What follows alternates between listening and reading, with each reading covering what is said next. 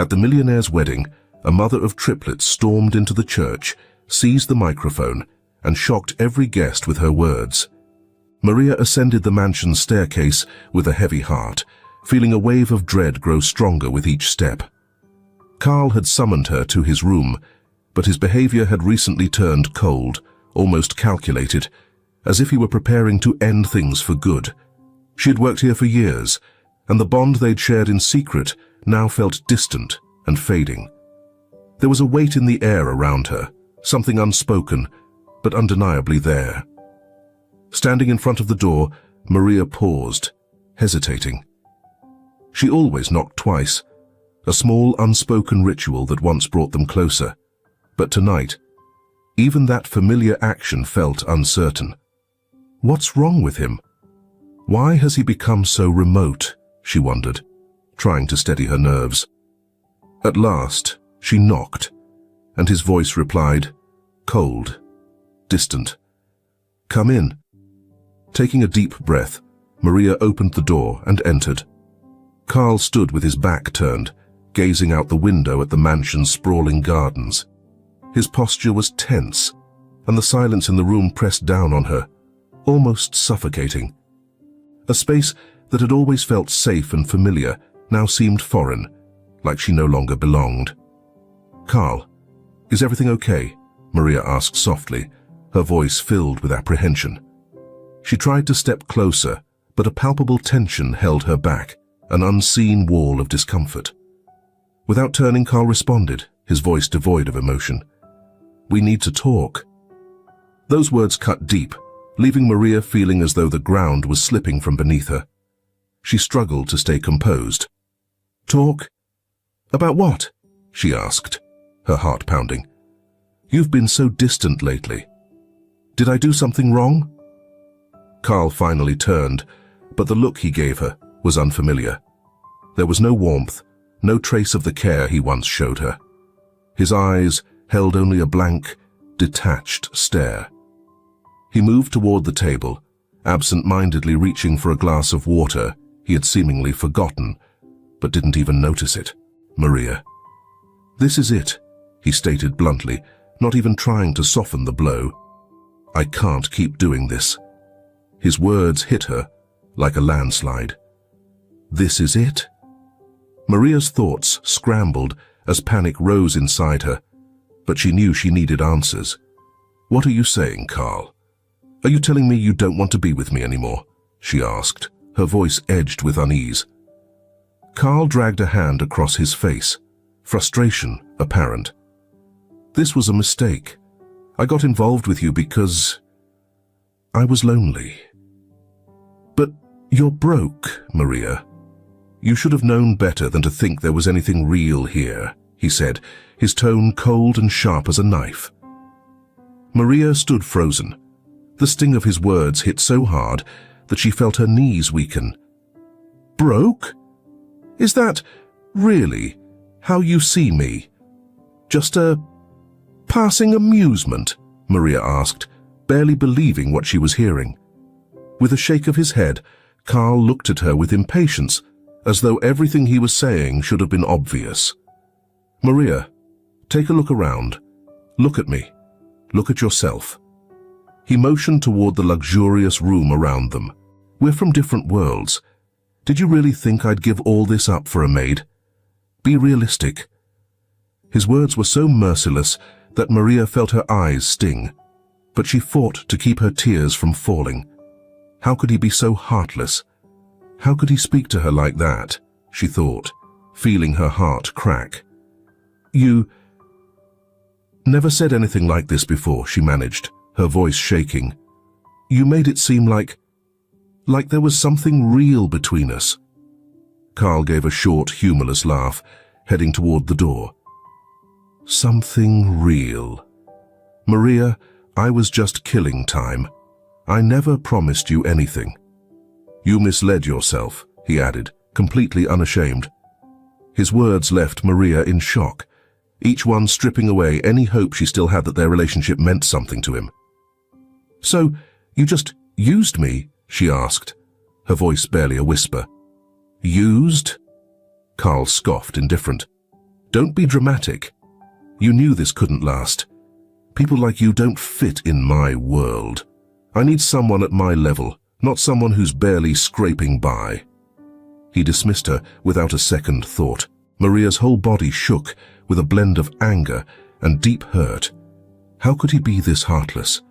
The man she had trusted, who she thought valued her, was treating her like she didn't matter at all. "Do you think you can treat me this way just because I don't have money?" she asked, her voice cracking with the raw edge of pain and frustration. "I actually believed you," she began, but Carl cut her off, raising a hand to silence her. "Enough, Maria. I've said what I needed to say. This is done, and I want you out of the mansion by tomorrow morning." Maria could barely breathe. He wasn't just ending things, he was firing her. He was pushing her out of both his life and her job in a single brutal moment, as if she were disposable. Her head spun, but she forced herself to keep her composure. "You can't just do this, Carl," she said, her tears finally slipping down her face. "I'm not just your maid. I'm a person, and you led me to believe I meant something." Carl stepped closer, looking into her eyes with a chilling, indifferent gaze. "You can think whatever you want, but the truth is, you were never more than a convenient distraction. This is over. Accept it and don't come back." Maria was stunned. The coldness, the cruelty. He was like a different person entirely. She couldn't stand it any longer. Without another word, she turned and walked out, her heart aching, as though it were being ripped apart. The door closed firmly behind her, and Maria felt as though her entire world had crumbled in mere moments. She had nowhere to go, no plan, but it was clear that Carl didn't care. To him, she was nothing more than a memory he'd quickly discard. Her feet felt heavy as she walked down the wide corridor of the mansion, each step sinking with the weight of rejection. Her shoulders slumped, not from the worn bag she carried, but from the crushing weight of Carl's words. Her mind replayed every moment, every dismissive look. What she'd believed was a real relationship had been reduced to nothing. Now, she was simply an unemployed, directionless woman.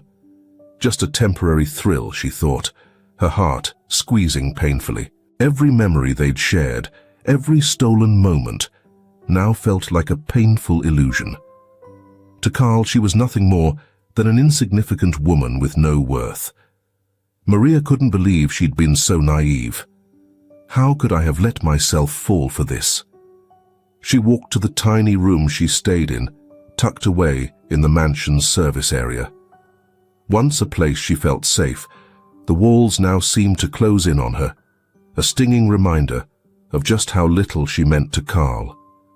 She sank down on the bed, feeling the weight of her tears start to fall. "I can't believe it ended like this." "He tossed me aside like I was worthless," she whispered, as she gathered her few belongings into her backpack. Each movement hurt, as if every item packed away marked another piece of her broken heart. Her possessions were minimal, the basics for someone who spent her days just getting by. Standing in that small room one last time, Maria felt something shatter deep within her.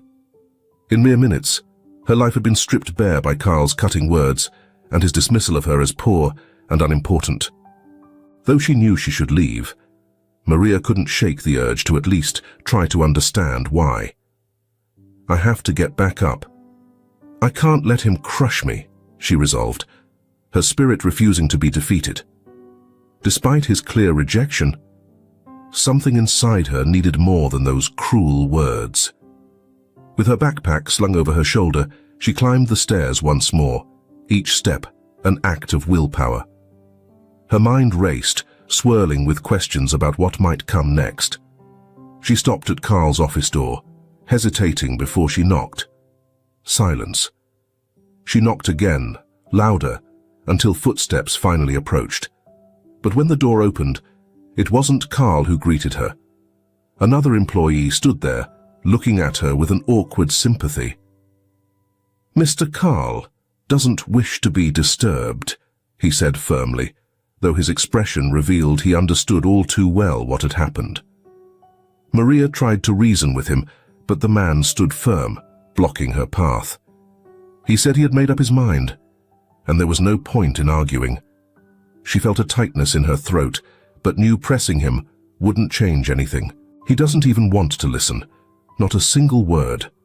It was as if she was already erased from his life, as if everything they'd shared was meaningless. With no other choice, Maria descended the stairs one final time, holding back the tears that threatened to spill.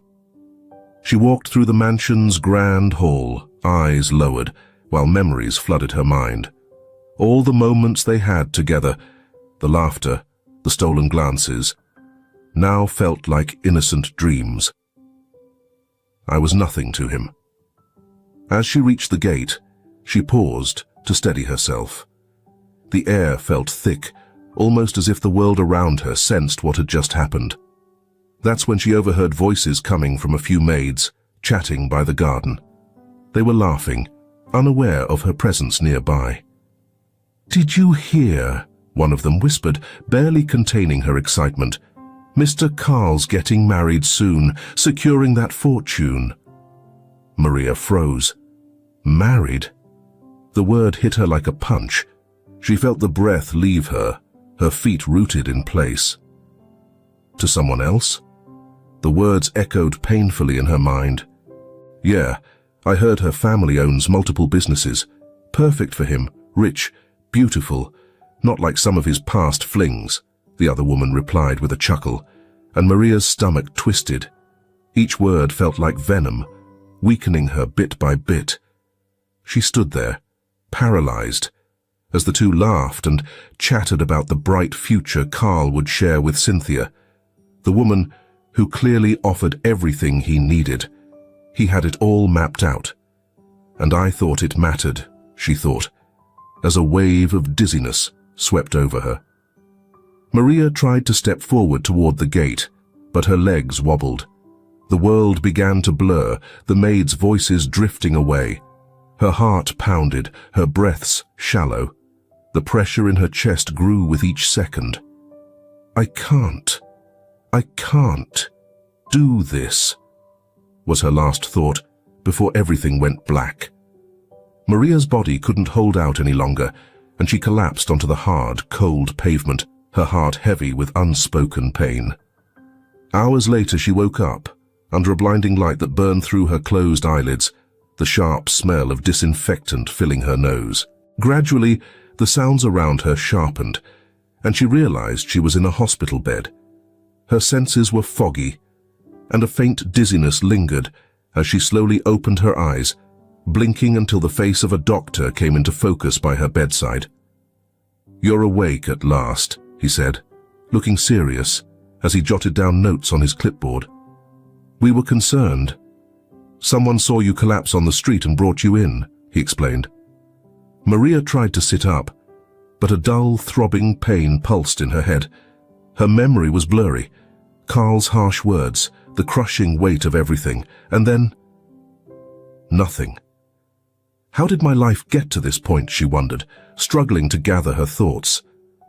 "You suffered from a collapse," the doctor continued, noticing her confused look. "It's likely the result of all the physical and emotional stress you've been carrying. And there's one more thing I need to tell you." His tone was calm, yet there was a seriousness in his voice that sent a shiver down her spine. Maria's heart started racing as she looked at him, bracing herself for what was coming. "One more thing? How could there possibly be more?" "You're pregnant," he said, pausing to let the words sink in. "Pregnant with triplets, actually. Congratulations. We ran some tests to ensure everything was okay when you were admitted." The words landed like a blow, and Maria felt the room spinning again. Pregnant with triplets. She stared at the doctor in disbelief, as if he had just told her something impossible. "No, this can't be happening," she whispered, her voice barely audible. "Triplets? I didn't even know." She sank back into the bed, feeling as if the weight of this new reality was pressing down on her entire body, too heavy to bear. "It's true," the doctor said gently, his face filled with concern. "The tests confirm it, but this pregnancy is high risk, especially with everything you're going through. You'll need constant care and medical supervision." Maria's mind swirled with a storm of emotions.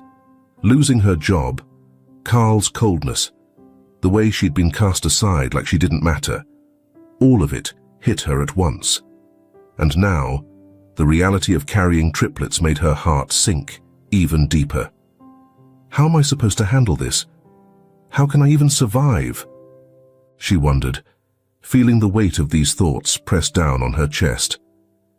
"You'll need plenty of rest and ongoing medical care," the doctor continued, though his voice seemed to drift away as she struggled to absorb everything. "The health of you and your babies relies on this care," he added carefully. "And with triplets, the risks are even higher." Maria closed her eyes, fighting to hold back the tears that threatened to spill over. The thought of Carl's disdain surfaced again, and now she was carrying his children, a truth that felt painfully ironic. "He'll never know," she thought bitterly, her feelings a mix of anger and despair. "He'd never care anyway." "I just don't know what to do," Maria whispered, her voice shaky and filled with uncertainty. "I have no one. No way to pay for all this care. I just lost my job." Her words tumbled out, tinged with nervousness and fear. The doctor paused, sympathy in his eyes, but no easy answers to offer. He'd seen desperate situations before, but hers was uniquely heartbreaking. "You're going to need some support," he said, softening his tone. "This isn't something you can do alone." Maria knew the truth. She was alone. She had no family to turn to, and Carl was out of the picture.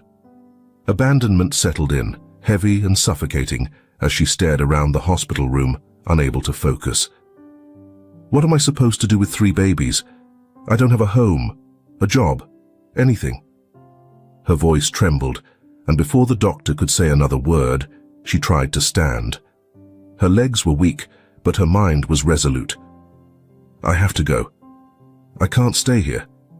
I don't have any way to pay for this," she said firmly, moving toward the door. "Wait," the doctor urged, concern deepening. "If you leave now without the care you need, you risk endangering the pregnancy. It's dangerous, Maria." But she was already set on leaving. She couldn't afford the care. She had no support, no safety net, and no time to stand still. She had to keep going, no matter what. "If I don't step up, who's going to be there for these babies? I'm on my own here. I have to figure out a way to give my kids a decent life." These thoughts raced through her mind, panic bubbling inside. Without a word, she dressed, brushing off the doctor's worried gaze. Her legs felt weak, yet she summoned the strength to walk toward the door. Every step seemed to press down on her with the weight of what lay ahead. Not just a broken life anymore, but 3 new ones forming inside her. 3 babies. 3 souls who would soon rely on her. "I have to pull it together. I need to build a future for my children." When she reached the hospital doors, the cold night air hit her face, pulling her harshly back to reality. She paused for a moment, looking around as if the empty street might somehow hold the answers she was searching for. "And now, where do I go?"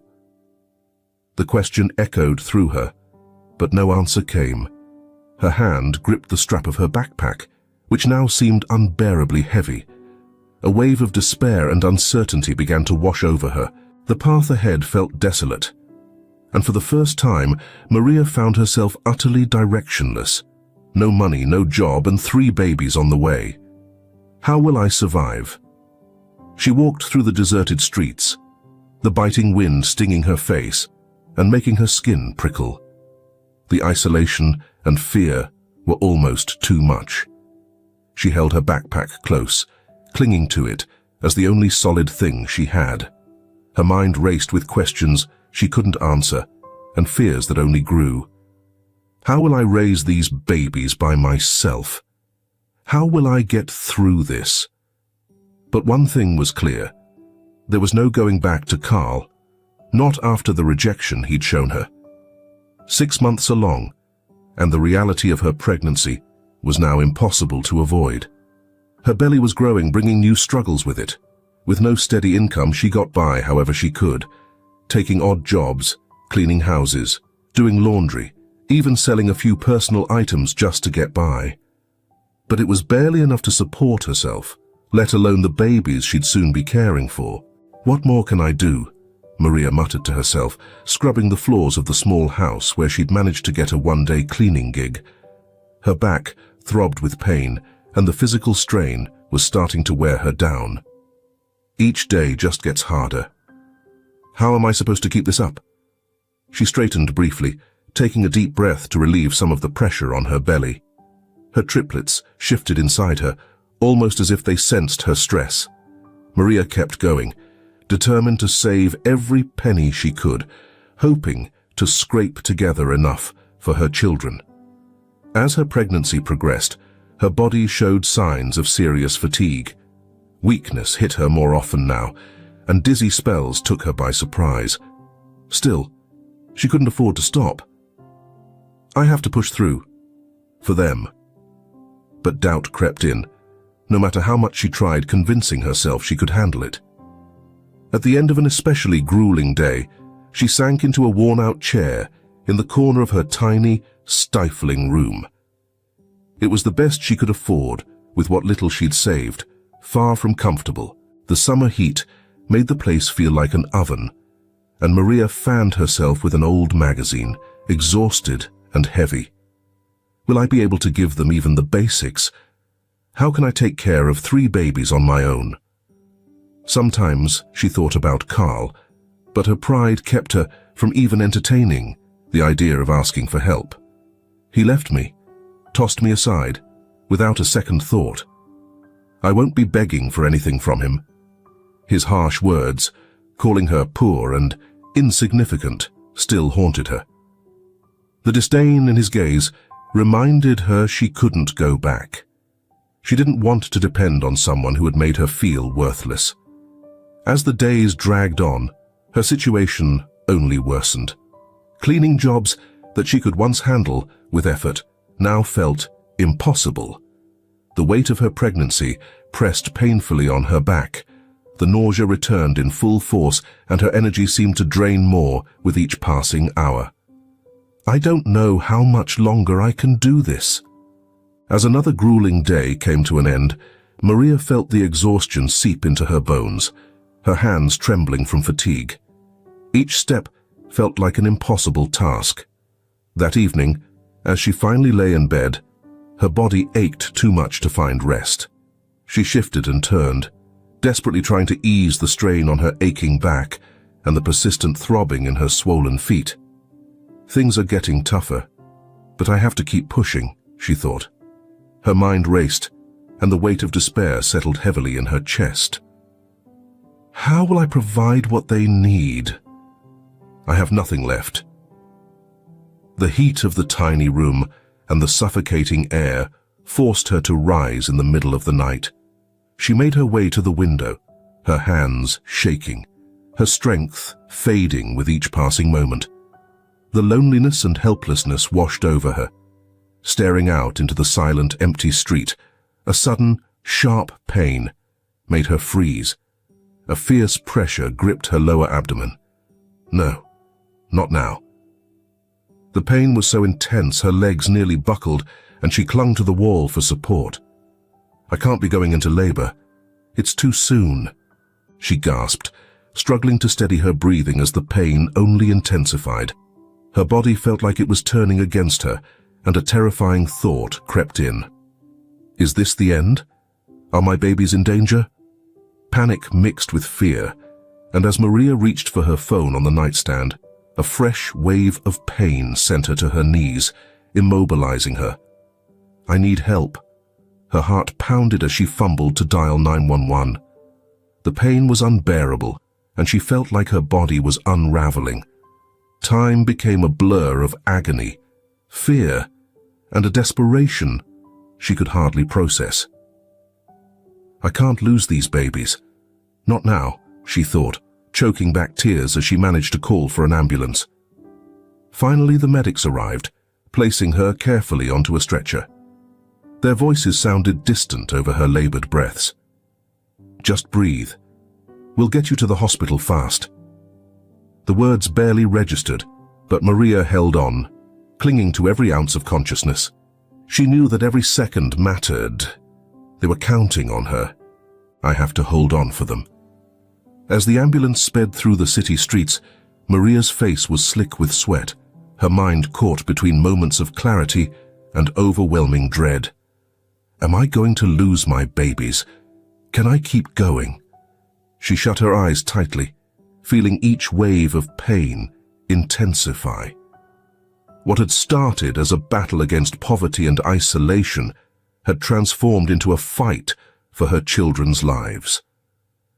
The ambulance screeched into the hospital, red and white lights flashing in a chaotic blur. Maria could barely see through the haze of pain. Each contraction felt like an unstoppable storm tearing through her. The paramedics rushed her through the hospital doors, every second counting. She was barely holding on, her body worn down, struggling with the early labor that had come too soon. Maria tried to focus on the faces around her, but the bright lights and the whirlwind of voices blurred everything. You need to stay calm, a nurse said, gripping her hand. We're doing everything we can, but the babies are arriving very early. The nurse's calm tone betrayed a hint of worry. Please, save my babies, Maria whispered, nearly out of strength. Desperation consumed her. They have to make it. I can't lose them. The lead doctor, face grave, looked her way as he reviewed her vitals. Your babies are extremely premature, which brings serious risks. We need to start now, or we may lose them, he said bluntly, his words cutting through any hope of illusions.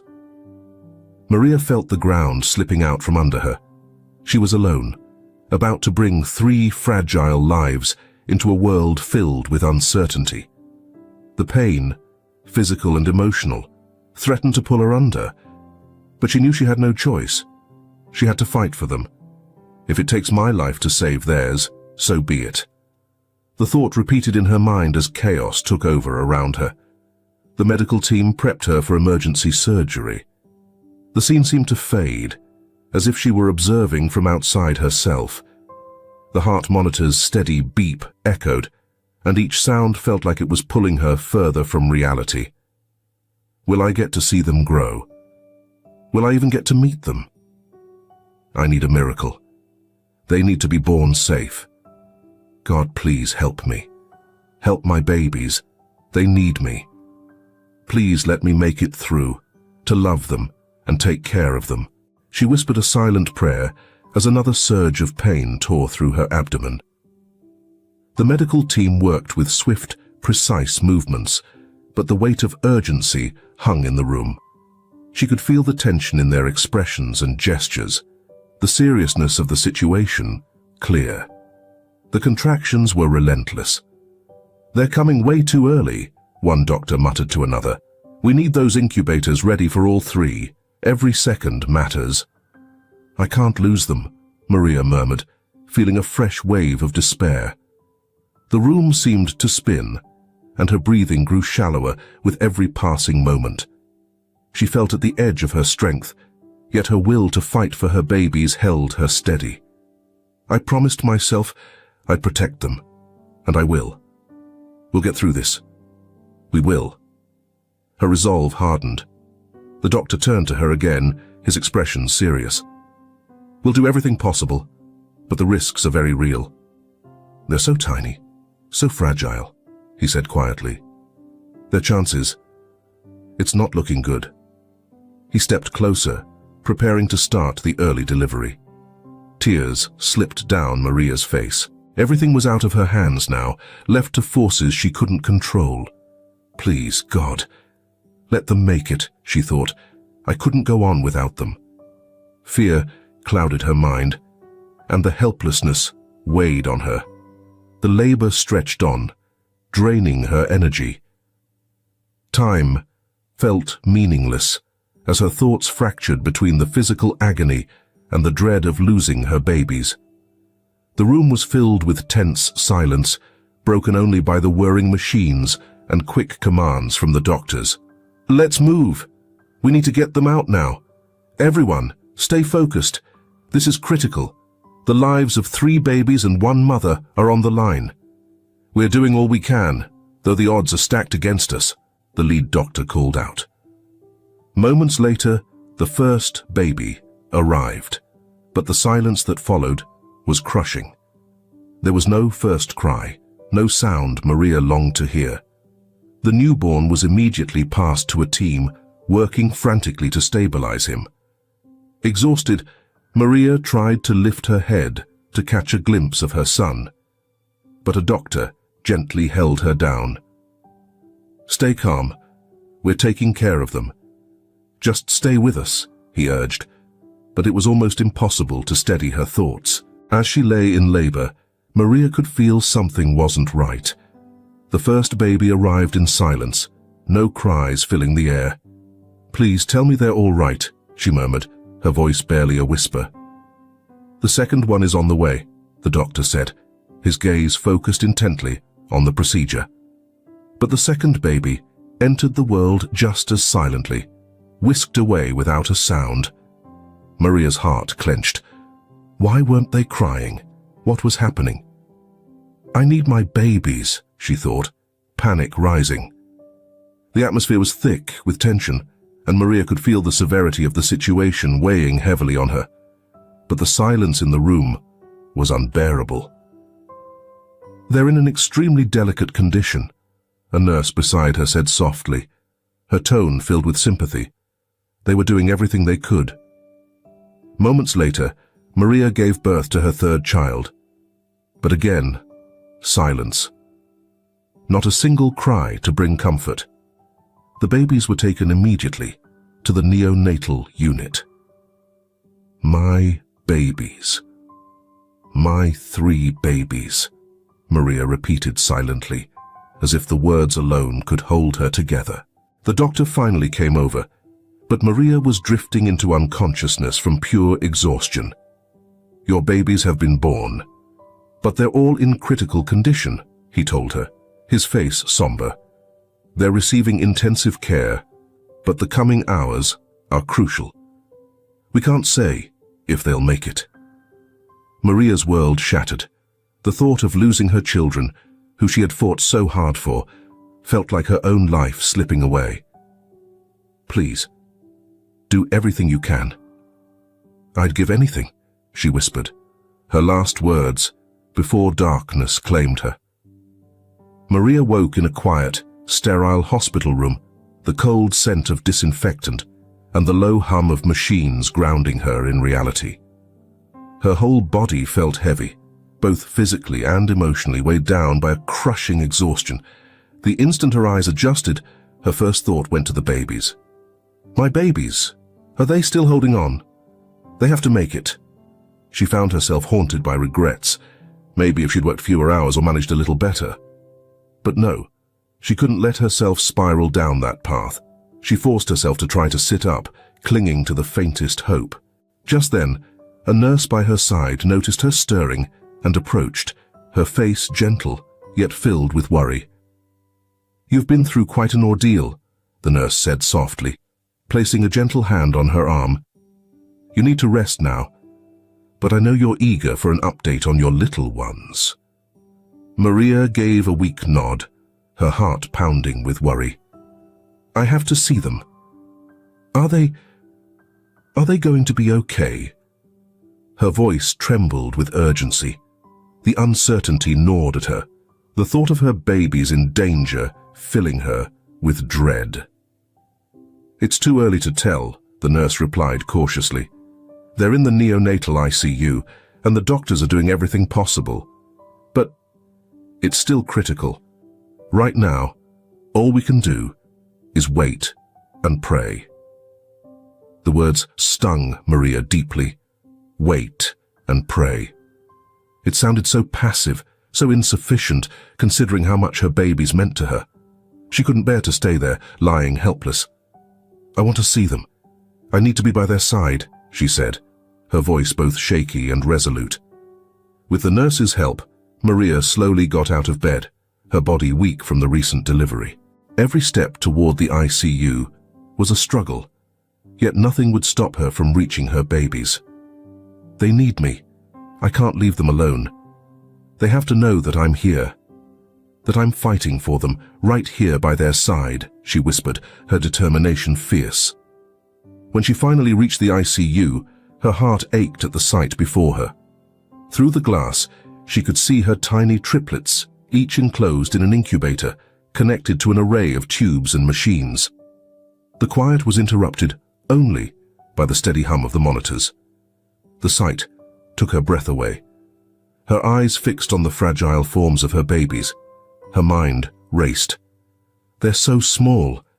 How can they survive this?" she thought, tears filling her eyes. A doctor entered and started examining the babies, but his expression offered little reassurance. "I would give anything for them to be okay," she murmured, hope and desperation mingling in her gaze. "If only I could do more." The responsibility felt crushing. She was alone, with no resources or support, watching her children fight for their lives. Days blurred together, each filled with endless waiting, yet she stayed, driven by love and an unwavering will to be there for her babies.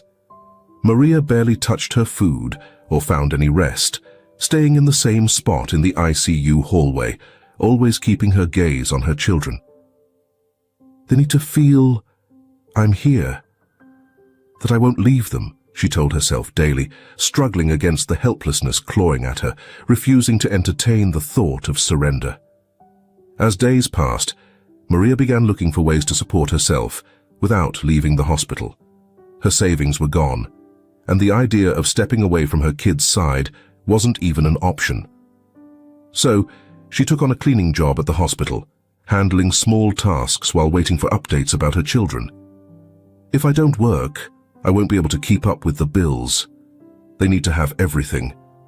I'll make sure they don't go without," she thought as she swept one of the corridors.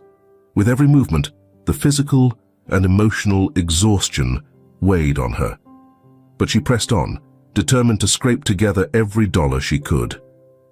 "It's the only thing I can do for them right now."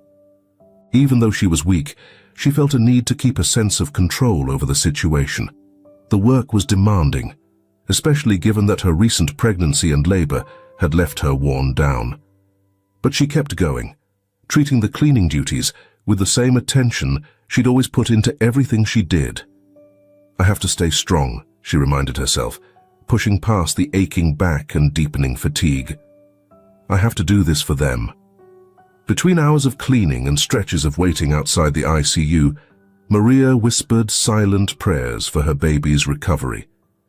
Each time a doctor or nurse entered the ICU, her heart leapt, desperate for hopeful news. But the uncertainty persisted. "It's still too soon to say if they'll make it," the doctor had told her repeatedly, and those words replayed in her mind constantly. One especially hard night, Maria finally allowed herself a few minutes of sleep in the hospital corridor. Suddenly, a nurse shook her awake. "Maria," the woman said with a worried look, "one of your babies has taken a turn for the worse. He's experiencing severe respiratory complications, and the doctors need to perform emergency surgery." The nurse's voice was urgent. Maria's heart felt like it stopped.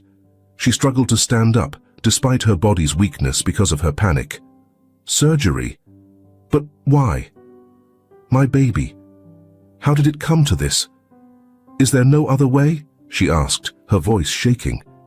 Maria's hands were cold and slick with sweat as she tried to absorb the shock. "The doctors are getting everything ready now," the nurse said, placing a reassuring hand on her shoulder. "We'll do everything we can, but it's a delicate situation." Maria felt the world slipping from beneath her feet. I can't lose him. Not now, she thought, battling the despair pressing in on her. She clenched her lips together, forcing back tears, her gaze fixed on the medical team preparing for the procedure. Moments later, she found herself sitting in a small chair outside the operating room, eyes glued to the door. Her thoughts swirled in panic as the dread of losing her baby consumed her. Everything around her seemed distant and blurry, as if the sounds of people, machine beeps and hurried footsteps were coming from another world. All that mattered was the fragile life in that room, fighting to survive. Please let him make it. I can't bear to lose anyone, she prayed, her heart pounding with anxiety. As she waited for news, Maria's mind drifted between fragile hope and overpowering dread. Time felt like it was crawling. Each minute felt like a lifetime, piling on her anxiety and exhausting her emotionally. They said they'd do their best, but will it be enough? She clasped her hands in her lap, trying to calm herself, though it felt futile. Her mind raced through every worst-case scenario she could imagine, each one more devastating than the last. She stood and began pacing down the hospital corridor. Then, in the middle of the hall, she noticed an elderly woman, her face worn with age, moving slowly and looking lost. The woman appeared confused, glancing around as if struggling to remember where she needed to go. Maria, without a second thought, approached her, her instinct to help momentarily ease her own pain. "Excuse me, ma'am, are you all right? Do you need help?" she asked gently, offering her hand. The woman looked back at her, a mixture of relief and confusion in her eyes. "Oh, my dear," she murmured. "I'm lost. I can't seem to find my friend's room. He was brought in here, but all these hallways look exactly the same to me," said the woman, her voice quivering with a fragile tone. Despite feeling utterly drained, Maria managed a gentle smile at the elderly woman and reached out to steady her. "Let me help you find him. Don't worry. We'll get there together." As they walked through the seemingly endless corridors, Maria recognized that, even in the depths of her own struggles, she could still offer help. Maybe that's what life is about, she thought. Even when we think we're empty, there's always something we can give. During their walk, the woman who introduced herself as Mrs. Martha chatted with Maria, her gratitude shining through. "You're a kind soul. Have you been working here long?" she asked, noticing Maria's uniform. With a tired sigh, Maria answered, "Actually, no. I'm here because my 3 babies are in the NICU. They were born far too early, and right now one of them is in surgery." She paused. "I'm doing everything I can to keep them alive. The hospital bills keep piling up, and it's just me. But I won't let them go without." Mrs. Martha stopped, looking intently into Maria's eyes. "Triplets," she repeated, her voice softening. "You're weathering a storm most wouldn't even dream of. And yet here you are, helping a lost old woman like me. That speaks volumes about you." Maria felt an unexpected warmth from Mrs. Martha's admiration. "I have no other choice. I have to keep pushing forward. If I stop, who will be there for them?" she said, her voice thick with emotion. "They're my world now. But it's so hard. I feel so alone," she admitted quietly. Gently squeezing Maria's hand, Mrs. Martha whispered, "Sometimes the toughest roads reveal our true selves. Your strength, dear, is what will save your children. Keep holding on and don't let go of hope." Her words stirred something deep in Maria, and for a brief moment she felt a spark of hope rise within her. After helping Mrs. Martha find her friend's room, Maria returned to the ICU. The hours following the surgery felt like an eternity, filled with overwhelming tension as she waited outside, watching doctors rush in and out. The surgery had been essential to save her son's life, but the risks were high. Did he make it? Will my son survive? The questions ran through her mind, mingling hope with despair. Finally, after what felt like endless hours, the surgeon appeared in the hallway. Maria's heart raced as he approached, and while his face was hard to read, there was a certain calmness in his expression that brought her a flicker of relief. "Maria," he began, his voice both steady and compassionate. "The surgery was complex, but we were able to stabilize your baby. Right now he's under close watch, and there's still a lot we need to monitor in the coming hours. But for now, he's out of immediate danger." Maria let out a long, shaky breath, as if she'd been holding it in for ages. This time, the tears in her eyes weren't from fear, but pure gratitude. "My baby's alive." He pulled through. Relief washed over her, and she felt her knees go weak. "I don't even know how to thank you," Maria stammered, her voice thick with emotion. "Thank you. Thank you for saving my son." Her words came out between sobs of relief, and she clasped her trembling hands together, almost as if in prayer. The doctor gave a gentle nod, a small smile on his face.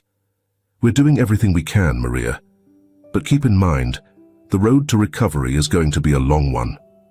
He's still so little, and he'll need intensive care for the next several weeks. He's going to make it. He'll survive." "I have to believe that," Maria thought as she watched the doctor walk away. Her heart still felt heavy, but there was hope now, a glimpse of light at the end of this dark tunnel. She knew it would be a hard journey, but knowing her son had made it through the surgery renewed her strength. She settled back into the ICU chair, looking through the glass. The 3 tiny bodies in their incubators were her entire world. And now she felt an even greater drive to keep pushing forward. "They're fighters, and I need to be too," she told herself. "More than ever, I can't give up now." The next morning, after another sleepless night, Maria returned to the neonatal ICU to check on her baby's progress. Time crawled painfully, the weight gnawing at her. She could hardly think of anything but the surgery and her fragile baby's fight for life. If only there were more I could do. One day, as Maria was trying to gather herself in the hospital corridor, a nurse approached her with a kind smile, handing her an envelope. "Maria, someone left this for you yesterday," the nurse said gently, her eyes warm. "Looks like they wanted to offer some help." Maria's hands shook as she opened the envelope, not expecting anything like this. Inside, she found a generous sum of money and a heartfelt note that read, "Maria, your kindness and resilience left a strong impression on me. Don't let life's burdens weigh you down. Here's a little help for your kids. Use it however you see best. Remember, you're stronger than you realize. With warm regards, Lady Martha." Maria felt tears well up in her eyes as she took in the kindness of a stranger. She cared about me. She doesn't even know me, yet she cared enough to help. The gesture touched her deeply. For the first time in ages, she felt a glimmer of hope and a reminder that she wasn't completely alone. "One day, I'll repay every cent," she thought to herself, moved not by the money itself, but by the kindness in her darkest hour. "It's comforting to know there are still good-hearted people out there," she thought, as she used the money to cover a portion of her baby's medical expenses. As she stood in front of the ICU window, looking at her children fighting for their lives, a new determination sparked within her. "I'm not giving up. I'll keep fighting for you, no matter what." The strength she felt was like a renewed fire, pushing her forward. A few days later, Lady Martha returned to the hospital to visit Maria. The 2 women shared a quiet moment together. Maria, still in disbelief, asked, "Why did you help me? You didn't have to do that." Lady Martha gave a soft, mysterious smile, her gaze steady. "I saw something in you, dear. A strength you might not have recognized yet. We all need a helping hand at some point. Call on me whenever you need," she replied gently, her words like a beacon in the storm of Maria's life. The days following the surgery were agonizing. Maria spent hours in front of the ICU glass, watching her tiny child, surrounded by tubes and machines, each sound from the equipment a harsh reminder of how fragile his life was. Maria could hardly close her eyes to rest, her thoughts trapped in an endless loop of worry, fearing that any second something might go wrong. She whispered a prayer, her weary face reflected against the ICU glass. Please don't take my children from me. They've already been through so much. I would give anything just to watch them grow. The burden she carried seemed to double with every passing minute, yet she knew she couldn't afford to waver. The doctors and nurses did all they could, and after what felt like an eternity, there was a faint but unmistakable glimmer of hope. One morning, the doctor approached with a calmer expression. The surgery went well, Maria. Your baby is showing signs of recovery. It'll be a slow process, but we finally have reason to feel optimistic. Maria could barely absorb the words. Her heart swelled with gratitude, and for the first time in weeks, she breathed a sigh of relief. Thank God, she murmured, her eyes brimming with tears. I knew they were strong. I knew my babies would pull through. Her faith was paying off, bringing her the strength she needed to keep going. The following days saw small, steady improvements. Though still fragile, her 3 babies began to gain weight and breathe more easily with the machine's support. Every little victory felt like a miracle, and Maria made sure she was there to celebrate each one. You're my little fighters, she thought tenderly, watching over them. Nothing in this world will take you from me. As the weeks passed, the day that once felt so far away finally arrived. Maria was able to bring her babies home. When the nurse handed her each of the tiny bundles wrapped in blankets, Maria felt a rush of joy mixed with a pang of fear. Can I really do this alone? How can I manage 3 babies at once? Doubts clouded her mind, but she knew these children were her world, and she'd go to the ends of the earth to give them the best life possible, no matter how hard it might be. As she placed her babies in the stroller to leave the hospital, she looked back at the building that had been her refuge for so many weeks. A wave of gratitude washed over her, mingling with the anxious thoughts of what lay ahead. I got them this far. But now what? She wondered, pushing the stroller down the hall, feeling the weight of the responsibilities awaiting her, yet also the lightness of finally taking her babies home. When Maria returned to her tiny apartment, she carefully arranged the 3 cribs she'd managed to get through some much-needed donations. The place was cramped, the paint on the walls was peeling, but to her, it was still home. One by one, she laid her babies down in their cribs. Tears lingered in her eyes as she watched them, feeling the weight of finally being back together. We made it, my loves. We're home. But the relief of being back soon faded as reality settled in. The triplets' needs came fast and unending. Nights without sleep became the new normal, with cries waking her every hour. Maria barely had a chance to rest. Caring for 3 newborns required every ounce of her energy, and she quickly found herself overwhelmed. How am I supposed to do this every day? It's too much, she whispered, while changing one baby's diaper and rocking another in her arms. The exhaustion wore her down, and with each day, the fear of not being able to cope grew, but she refused to surrender. I'll find a way, she told herself, determined. They depended on her, and she was resolved to stay strong for them. That promise became her mantra, her anchor, reminding her to press on, even in the hardest moments. Amid this chaos, Maria came across a letter buried among the stack of bills. Her heart pounded as she saw the hospital's seal on the envelope. With trembling hands, she opened it, bracing herself.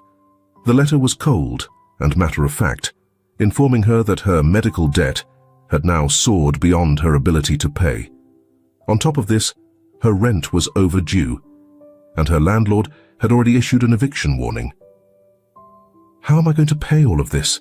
She whispered, tears spilling down her cheeks as she took in the harsh reality. The looming threat of eviction and overwhelming medical debt weighed heavily on her. How am I supposed to keep a roof over my kids' heads, she thought, feeling despair press on her chest like a weight. She had fought so hard to get here, and it felt like everything was crumbling.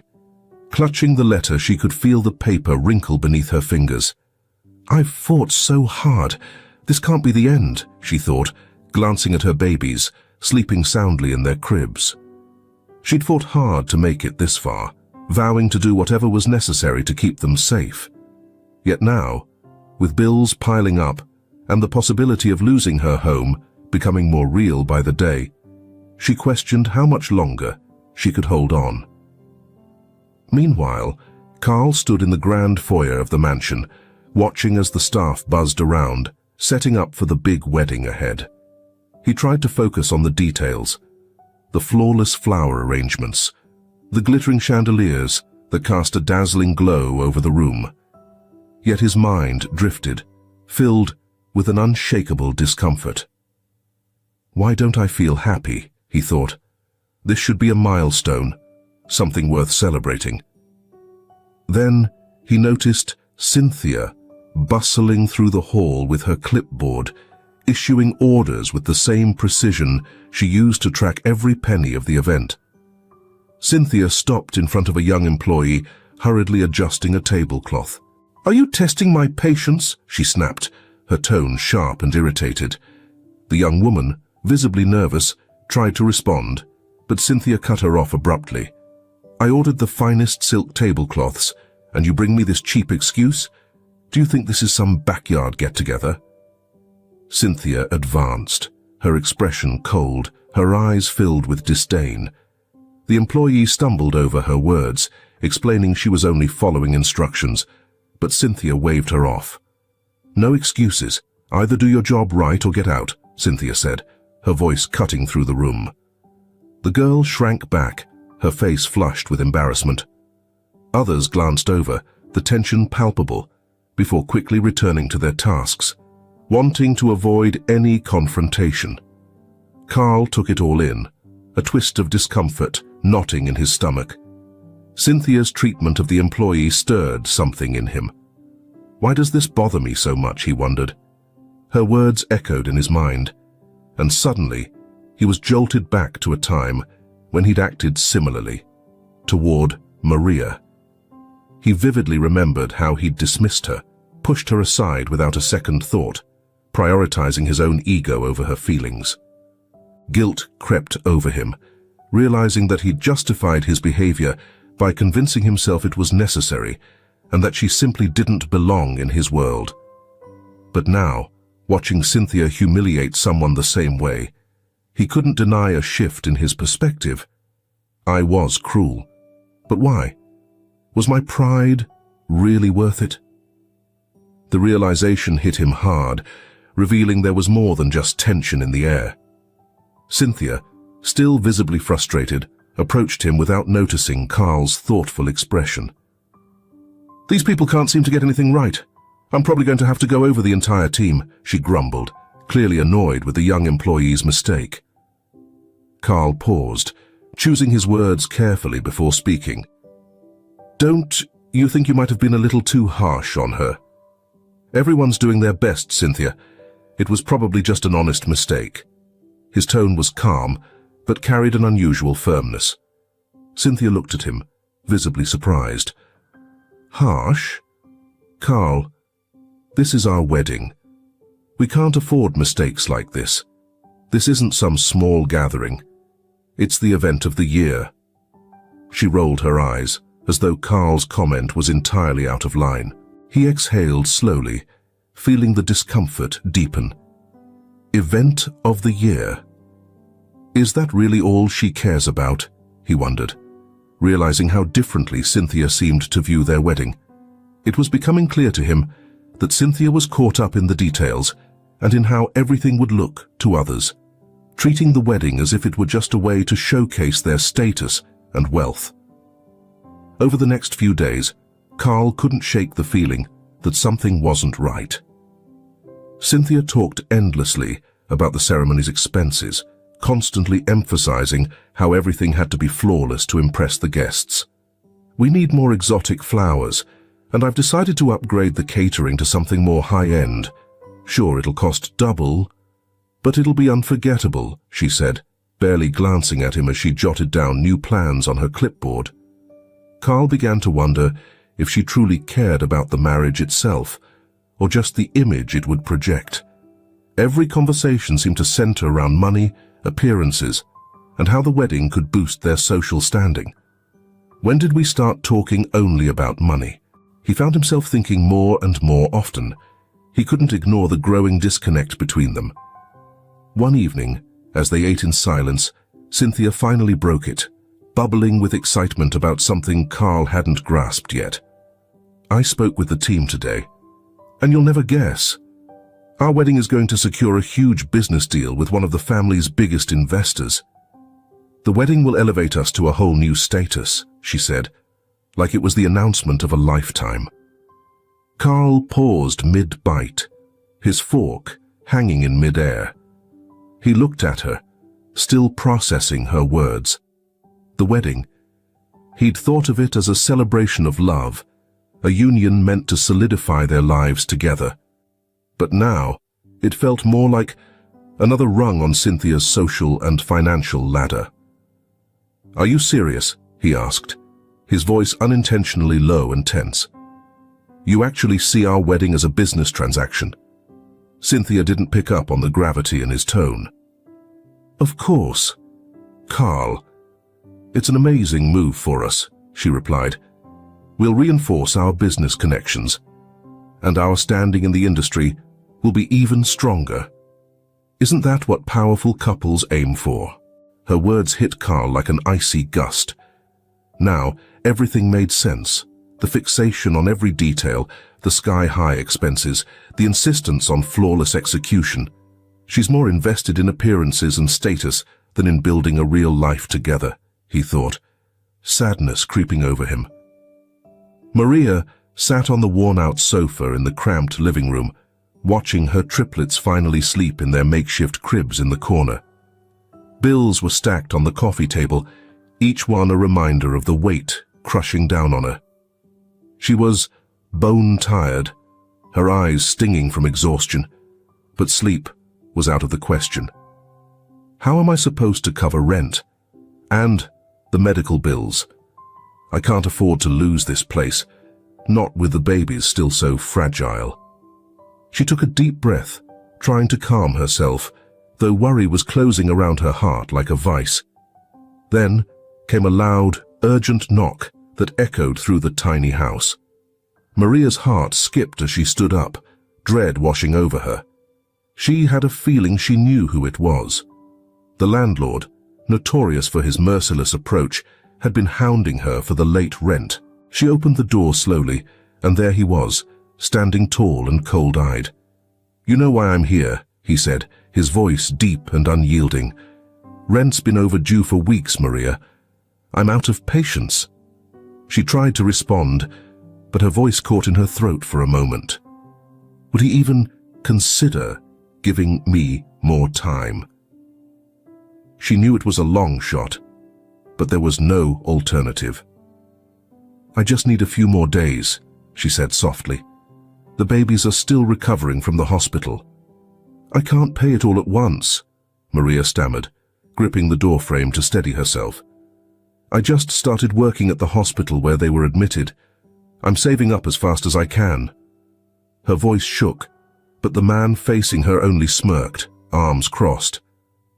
"I gave you days. I gave you weeks," he sneered. "And what did you do?" "Nothing.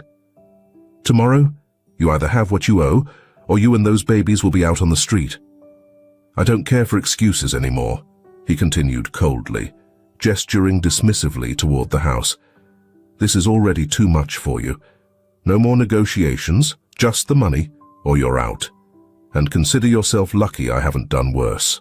Maria's heart sank as the man's threat loomed, his tone carrying a veiled menace. She glanced at her triplets, peacefully asleep, unaware of the storm about to break. I can't let him throw us out. Not like this, she thought, swallowing the fear that threatened to spill into tears.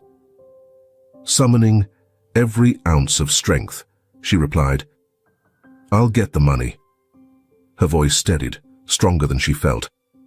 Just one more day, please. I'll make it happen. The man only shook his head, a sarcastic smile on his lips. One more day, he replied. Tomorrow, I'll be here. If there's no money, you're out. With that, he left, his departure leaving a chill in the air. Alone, Maria shut the door, feeling the weight of his words sink in.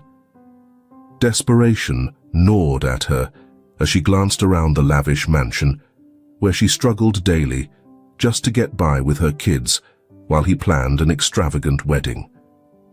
With her mind racing, she left the estate, imprinting every detail of its grand decor in her memory. Tomorrow, she reminded herself, her chest tightening, I have to do something before it's too late. The next day, the church was adorned in extravagant splendor. Expensive blooms filled every corner, delicate lights draped from the ceiling, and richly dressed guests filled the pews, eagerly awaiting the ceremony. Everything radiated opulence, just as Cynthia had envisioned. Guests whispered about business deals, social influence, and the prestige of attending one of the most anticipated weddings of the year. Everything seemed flawless. Carl thought as he watched the bustling crowd, yet he couldn't shake the feeling of unease within him. Standing at the altar, dressed to perfection, he felt the weight on his chest grow heavier with each passing second. Why am I feeling this way? This day is supposed to be the most important moment of my life, yet my mind keeps drifting back to Maria. His hands grew damp inside his silk gloves as he remembered their last encounter and the harsh words he'd spoken. Ever since then, something deep inside him had felt off, a gnawing doubt chipping away at his heart. Beside him stood Cynthia, glowing in her custom-designed wedding dress, her smile brimming with a confidence that starkly contrasted Carl's inner turmoil. She seemed mesmerized by the grandiosity of the event, as though everything was precisely as she'd always envisioned.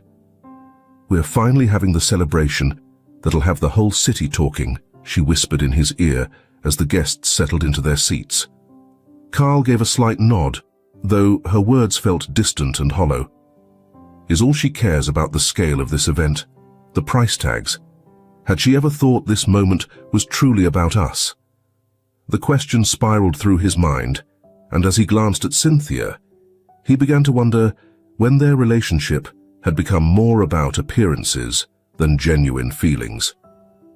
The ceremony started, the soft hum of the organ filling the church, and all eyes focused on the pair at the altar. Carl looked forward, though his mind wandered elsewhere. Why can't I get Maria out of my head? What's become of her? Could this marriage be a mistake? He thought in distress. When the priest began speaking of the commitment marriage requires, the words seemed to resonate with him as though carrying a deeper meaning. Respect, love, and truth are the foundation of marriage, the priest intoned. Respect, love, truth. Carl's mind spun as he realized these values felt absent in his relationship with Cynthia, intensifying his internal struggle. Was he about to tie his life to someone for all the wrong reasons?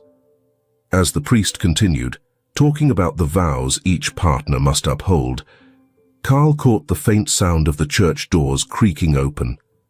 At first, he paid no mind, but murmurs from the guests soon drew his attention, and he turned to see what had caused the stir. Then, as if time itself paused, he saw her, Maria, standing there with 3 small children. She walked down the aisle carrying the triplets, her face pale but resolute, her gaze locked on Carl. The guests' murmurs grew louder, eyes widening as they took in the woman who had entered, a woman whose modest clothes clashed starkly with the grandeur of the ceremony, and who held 3 small children in her arms. No one had expected this intrusion, and for Carl, it felt as though time itself had frozen. What's going on? Who are these children? Why is Maria here? His heart pounded with a mix of emotions. Carl could hardly process what he was seeing. Waves of surprise, guilt, and fear crashed over him, bringing back memories of his past with Maria, memories of the way he'd pushed her out of his life. He was shaken to his core. Cynthia, noticing the rising commotion and spotting Maria at the door, turned to Carl with a confused and irritated expression. "Who is that woman?" she whispered sharply, barely keeping her composure as her frustration showed. "Why is she here?" Carl was silent, lost in his own world, entirely focused on Maria. Each step she took toward the altar felt like an unspoken accusation, a reminder of choices he couldn't undo.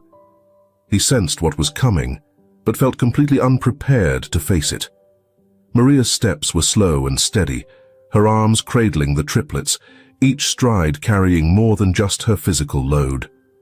Whispers filled the church, a mixture of shock and judgment, remarks about her audacity, about her former role in Carl's life. She noticed them, but let none of it faze her. Her focus remained solely on Carl, determined not to waver. As she finally reached the altar, silence settled over the crowd. Carl felt the weight of their stares, but all that mattered to him were Maria's eyes. Regret sank deeper within him, yet he knew it was too late. "She'll never forgive me," he thought, reading the hardness in her gaze. But those children, could they be? Maria stood directly before him, unyielding. The triplets, peacefully asleep, were oblivious to the storm around them. Holding them securely, she reached for a nearby microphone. Bringing it to her lips, she spoke clearly, her voice steady yet tinged with sorrow. "These are your children, Carl. You left me, but you can't run from what you did. They are yours." The church was filled with whispers, and Carl felt his world collapsing under the weight of Maria's words. Every sentence she spoke felt like a punch, a reminder of every time he dismissed her and acted like she didn't matter. And now here she was, laying her truth bare in front of everyone, right as he stood on the edge of a new marriage. I'm a father. How did this happen? What have I done?" He struggled to keep his mind focused on Maria's words, but panic clouded his thoughts. Maria held the microphone, her voice echoing through the church, unwavering. The crowd, which had been buzzing with tension, fell into a stunned silence. Carl, his face drained of color, couldn't take his eyes off the tiny triplets, fast asleep in Maria's arms. He looked close to breaking down, his mind reeling, scrambling to grasp what was unfolding. How is this real? I'm a father. Why now? Why here? The questions piled up in his mind, yet he could barely find the strength to move. Maria took a steadying breath, fighting the surge of emotions that threatened to engulf her. She had waited so long for this moment, but now, with every eye on her, the pain felt overwhelming. Stay strong. For them, she reminded herself, glancing at the children in her arms. He has to know the truth. Everyone does. "Carl," Maria began, her voice trembling but resolute, "you can try to act like this isn't real. You can try to avoid your responsibility. But these children are yours. They were born too soon. They barely made it. And all of this happened while you were here, planning your wedding like I didn't exist." Each word carried the weight of her pain, cutting deep into Carl's heart.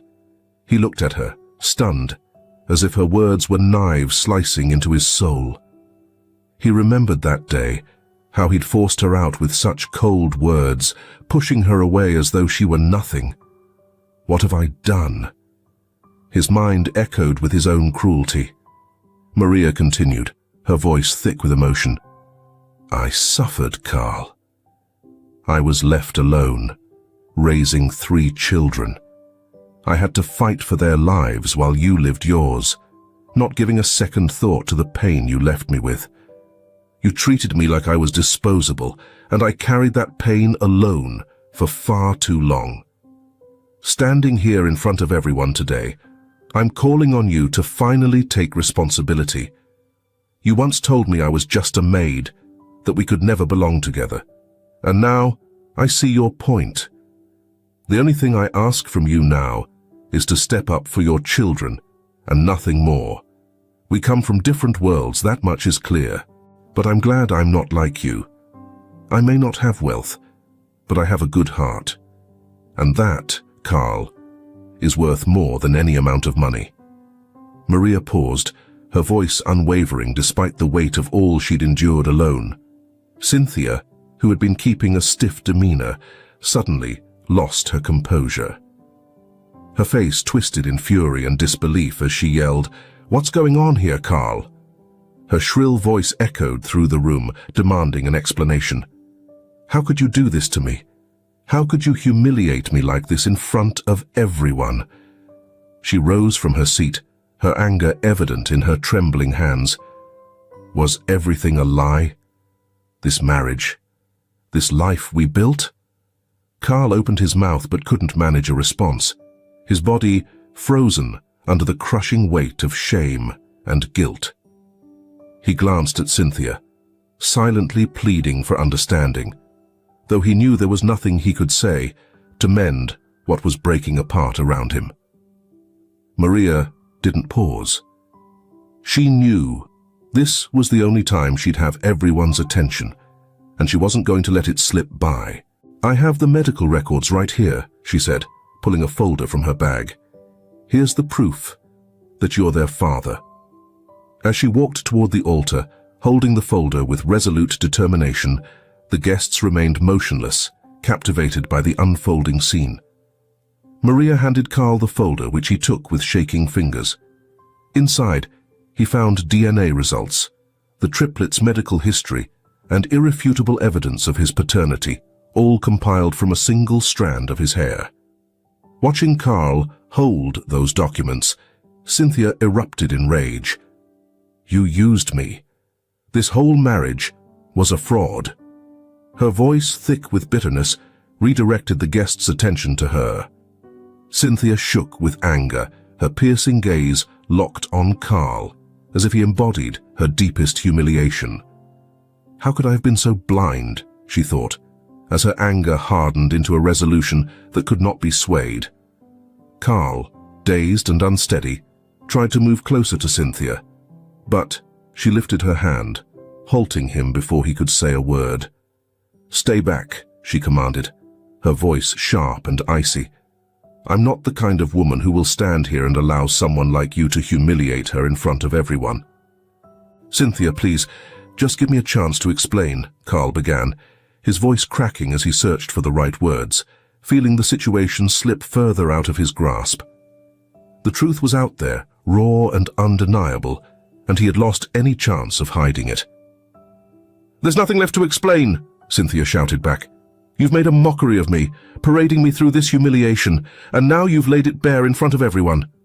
She glanced around, meeting the curious, judgmental stares of the guests surrounding them. That was all she needed to make her final decision. In one swift motion, she yanked the engagement ring off her finger and dropped it onto the floor with a dismissive glare. "This marriage is over," she declared, her tone unwavering. "I'm not a woman who'll stay beside a man who shatters the life I worked so hard to build." With that, she turned and began walking out, her steps echoing through the church as every eye tracked her resolute departure. No one dared to speak. Carl was frozen, the sound of the ring rolling across the floor, reverberating like the final blow to everything he had once cherished. "I've lost it all," he thought, feeling the weight of his mistakes crush him. "Cynthia, Maria, my children, gone." As he stared at the ring on the ground, the symbol of a bond he knew he could never repair, the atmosphere in the church grew thick and heavy, silence filling the space. Every eye was on Carl, Maria, and the furious Cynthia. Maria still held the microphone, but she now stood like a woman who refused to be demeaned any longer. Not this time, she thought, a steely resolve growing inside her. Carl was immobilized, his eyes locked onto the damning evidence of his hidden life. Cynthia's face twisted with anger as she finally spoke. "Oh, so this is the one you threw our marriage away for," she sneered, her tone dripping with venom. "A maid?" She spat the word out with disdain, as if it were the worst insult imaginable. Her contempt was unmistakable, adding another layer of humiliation to an already shattering moment. Maria drew in a steady breath.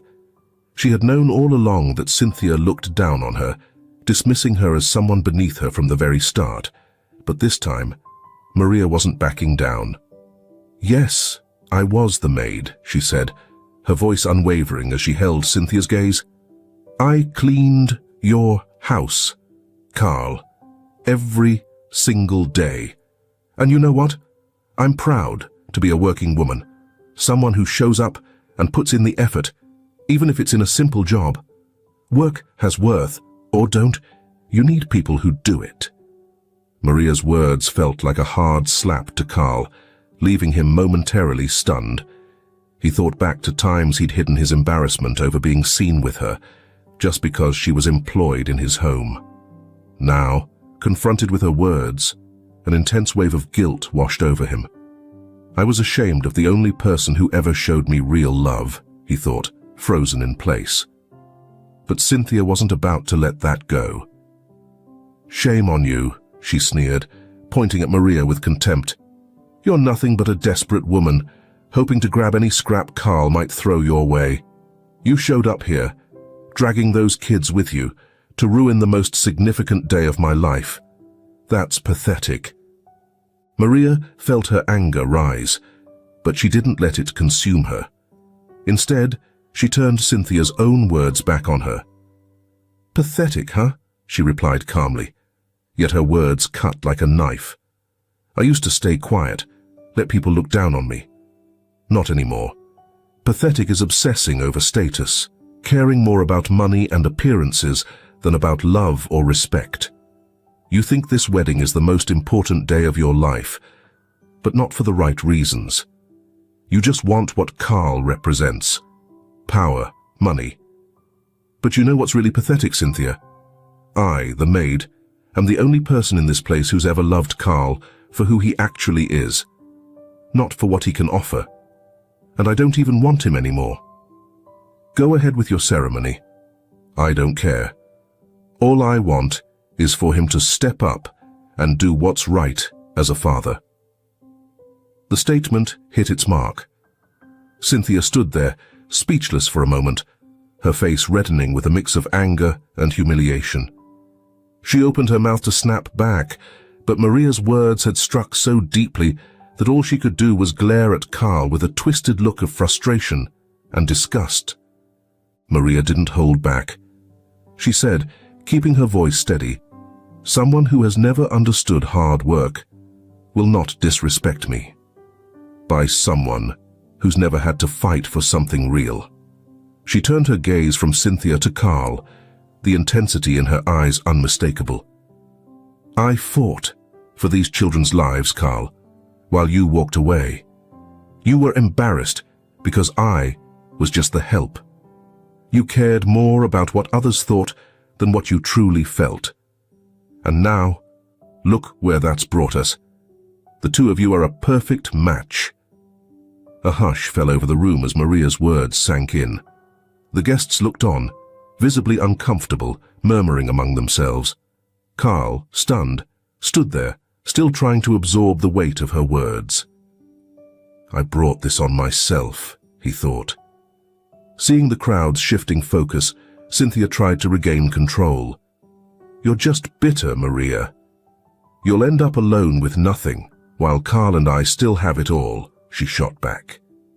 Maria's response was a laugh, one not of joy, but of weariness. "Alone," she echoed. "Cynthia, I've already faced my worst days alone. But I have something you'll never have. I have my children. They're my strength, my heart, and all the love I'll ever need. You can keep the money and the status. In the end, that's all you have." Cynthia snapped, her face red with fury. "This ends here," she screamed, pulling off her engagement ring and flinging it to the floor. The metallic clink echoed in the quiet church. "I'm not marrying a man who humiliates me in public." She cast one last look of disdain at Carl before storming out, the eyes of every guest following her. Carl opened his mouth to speak, but couldn't find the words. He just stood there, staring at the ring on the floor, feeling the weight of his choices press down on him. How did I end up here? He wondered, finally recognizing the painful truth in Maria's words. The metallic sound of the ring lingered in his mind, a haunting reminder of all. He had lost. The church was now a quiet shell, only faint whispers from the guests lingering in the air, almost too soft for him to even register. How did things go this wrong, he wondered, feeling the crushing weight of everything he'd lost. Cynthia, Maria, his children. Maria's final words still constricted his chest, and for the first time, he began to comprehend just how deep his mistakes ran. Without saying a word, Carl made his way toward the church doors, signaling Maria to follow. He could feel the cold, judgmental stares of the guests as he passed. Stepping outside, the cool night breeze hit his face, but it did nothing to calm the storm in his mind. Maria, meanwhile, radiated an unwavering resolve. As Carl approached, her body went tense, and the bitterness she thought she'd suppressed rose sharply to the surface. He stopped just a few feet from her, his eyes weary and full of regret. Is he going to try apologizing? Maria wondered, holding her children close. Does he really think a few empty words can undo it all? "Maria," he began, his voice barely audible, I don't even know where to start."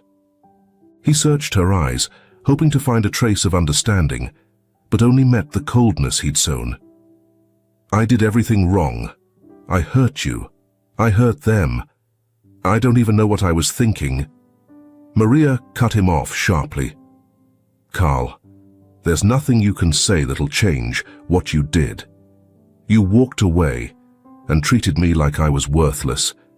And now, just because I interrupted your perfect life, you want to set things right?" Her voice shook with raw hurt, and Carl could feel how deep her wounds ran. He thinks everything can be fixed with a quick apology, she thought, fighting back the resentment welling up in her chest. "Maria, please," Carl whispered, stepping closer. "I don't want you to think it's just that. I know I can't erase what I did, but I need to try. I want to be part of my kids' lives. I want to make up for what I did to you and to them. I messed up, but I can change that now. Let me help. Let me be their father." Maria laughed, but there was no warmth in it, only sorrow. "Carl, you have no idea what I went through. I was left with nowhere to go, scrambling for a place to live while pregnant. But I'm not like you. I don't judge people or close my heart. You'll have every right to see your children. But nothing more than that." Carl bowed his head, the weight of Maria's words sinking in, hitting him with a truth he'd tried to avoid. She's right. I've been so wrapped up in myself, he thought, shame starting to build up inside him. I know I don't deserve to be forgiven, Maria. I know I messed up completely, but I swear I want to change. I want to be there for the triplets, to do what's best for them, he said, causing Maria's tense expression to soften just slightly. You'll be in their lives, not mine. Got it? If you dare hurt them, or push any of your twisted values on my kids, you'll understand the pain you've put me through, she warned, her tone fierce and protective, before turning to leave. her eyes stinging with unshed tears. Later that day, Maria sat on the living room floor, surrounded by the triplets' clothes and toys, suitcases scattered around. Her gaze was fixed on a bare spot on the wall as she folded a tiny blanket, trying to keep her hands busy and block out the storm of emotions churning inside. I was so harsh. I didn't even give him a chance to help or explain, she thought, the weight of her choices pressing down on her. The thought of being forced out, left with nowhere to go with her kids, sent a shiver through her. But she knew she couldn't go back. I can't trust him, she muttered, trying to soothe her aching heart with resolve. Suddenly, the sound of the doorbell cut through her thoughts. She froze for a second, her pulse spiking. It's probably the landlord. He's here to kick us out, she thought, tears slipping down her cheeks. The idea of being thrown out, with her children still so young, felt like the ground was vanishing from beneath her feet. Silent tears rolled down her cheeks as she wiped her face with the sleeve of her shirt. I was foolish. I should have demanded the child support he never paid. I can't rely on him for anything, she thought, her face damp with tears. With hesitant steps, Maria walked toward the door, each heartbeat pounding in her ears. She braced herself for the worst. But when she opened the door, she was met with Mrs. Martha's gentle smile and tender gaze. "Maria," Mrs. Martha began, her voice warm yet resolute. "May I come in?" Mrs. Martha's gentle voice broke the silence. Maria nodded, unable to say a word, her throat tight with emotion. Mrs. Martha stepped into the room, taking in the scattered luggage, the little ones with sleepy eyes, and Maria's worn, weary expression. Just one look told her everything she needed to know. She's been carrying too much on her own. The thought stirred something deep in Mrs. Martha, who softened her tone as she sat down, patting the seat next to her for Maria. "I know it's been rough for you, dear," she began quietly. "It feels like you're facing this all by yourself. But that's not true. I won't let you go through this on your own." Her calm, soothing words seemed to ease the tension in the room. Maria tried to speak, but found her voice stuck. Instead, she reached for Mrs. Martha's hand, tears silently streaming down her face. "I can't keep going," she thought, feeling the pent-up exhaustion she'd been fighting so long. Mrs. Martha held Maria's hand tighter. "You've been strong for so long," she continued, her voice warm and full of compassion. "It's a heavy burden to raise 3 children by yourself when someone should have stood by you. But you did it. You made sure they were safe, fed, clothed, and loved. That's a powerful thing, and no one can take that from you." Maria took a shaky breath, her tears subsiding as Mrs. Martha's words sank in. "She's right. I did what I could. But was it enough?" Doubts tugged at her, but Mrs. Martha's steady gaze was filled with understanding and encouragement. "You fought for them, and that's what matters," Mrs. Martha assured her, "and you don't have to fight alone anymore. I know the bills, the rent, everything feels overwhelming, but I'm here now, and we'll face this together. You and the kids aren't alone." Maria looked up, surprised and relieved, as a glimmer of hope took root in her heart. "Mrs. Martha, I'm at a loss for words. You've already done so much for me. I can't possibly accept more," Maria said, her voice trembling as she tried to hold back her tears. Mrs. Martha interrupted her gently, a warm smile on her face. Now, don't say that, dear. I'm not giving you anything you haven't already earned. You've worked tirelessly, giving everything you have to keep those little ones safe and well. What I'm offering is a bit of relief, a chance for some peace. Bring yourself and the triplets to stay with me. I've got more than enough space, and honestly, having you all there would bring me so much joy." Maria's eyes widened with surprise. "Live with you? I don't want to intrude. You've already been so generous," she said, uncertainty in her voice. You wouldn't be intruding, Maria, Mrs. Martha replied, her tone steady yet warm. You're worthy of this support, and your children deserve a stable place to grow up without you carrying this heavy burden alone. I saw all you went through. You fought hard, and now it's time for someone to stand by you. Everyone needs help sometime, and right now that's you. I'm not taking no for an answer. Maria looked down, overwhelmed by Mrs. Martha's kindness, but still wrestling with the idea of depending on someone else. I don't know how to thank you. I was so lost, thinking today was the day we'd be evicted. I didn't even consider any other options. I'm not sure I can accept this, Mrs. Martha. I've always been self-reliant, always found a way to make things work on my own. With a reassuring smile, Mrs. Martha placed a comforting hand on her shoulder. Being self-reliant doesn't mean you have to bear everything on your own, dear. Sometimes the greatest strength we show is when we accept the help that's offered. Your children need you strong and healthy, and to be that, you need rest and support. I can see how much you've already sacrificed. Now, let someone else step in to help you. Maria looked over at the triplets who slept soundly on the couch, blissfully unaware of the storm in her heart. She knew Mrs. Martha was right, but the thought of accepting help was still daunting. But what if I fail again? She thought, hesitation still lingering.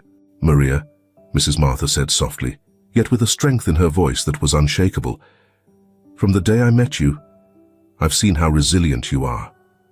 I watched a woman who kept pushing forward, even when the odds were stacked against her.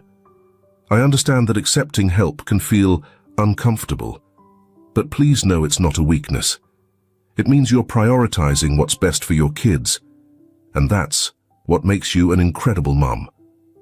Maria finally allowed herself to cry openly, but this time, her tears weren't from despair. They were from relief. Thank you. I don't even know how to express my gratitude, she whispered, her voice shaking with emotion. Mrs. Martha rose, enveloping Maria in a gentle hug. You'll make it through this, my dear. You're much stronger than you realize, and I'll be right here with you and your children to ensure it. Carl faced days of unimaginable fallout after his public disgrace. The broken marriage, the revelation about the children he had abandoned, and the looks of disgust from friends and strangers weighed heavily on him. But the true reckoning came when his father walked into the mansion's living room one last time. The atmosphere was thick with tension. Carl's father, usually a composed and authoritative figure, was visibly seething. His steps were deliberate, his gaze fierce with disappointment. Carl sensed the gravity of the situation. This is it. He's really going to make me pay, he thought, bracing himself for what lay ahead. Carl, his father said, in a dangerously calm tone, what you've done is unforgivable. I did not raise a man who wrecks lives and then carries on as though nothing happened. You failed in your duties as a son, a father, and a human being. I saw it all at the wedding, and it pains me to admit you are my son. Carl bowed his head, feeling the weight of each word. He tried to speak, but his father silenced him with a stern gesture. I don't want to hear any excuses. Words mean nothing now. His father's voice grew colder with each phrase. As of today, you have no claim to anything. You've lost the mansion, the business, the inheritance. You'll start fresh and hopefully learn to appreciate what you never valued before. Carl's eyes widened in disbelief, his face a mix of shock and fear. What? Dad, you can't do this. I'm your son. Yes, I've messed up, but taking everything from me, that's too harsh. Harsh? His father let out a bitter chuckle. Harsh is what you did to Maria, a woman who cared for you, yet you threw her out without a second thought. Harsh is how you treated your own kids, like they were just nuisances to you. No, Carl, I'm just giving you a chance to see life from the perspective of the people you've always looked down on. Carl tried to argue, feeling trapped. "Dad, I'll pay child support. I'll do whatever I need to. But please don't take everything. How am I supposed to survive with no home, no job?" His father's expression didn't soften. "You'll find out.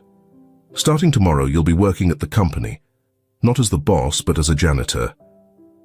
You'll be doing the work Maria did for years, the work you never appreciated.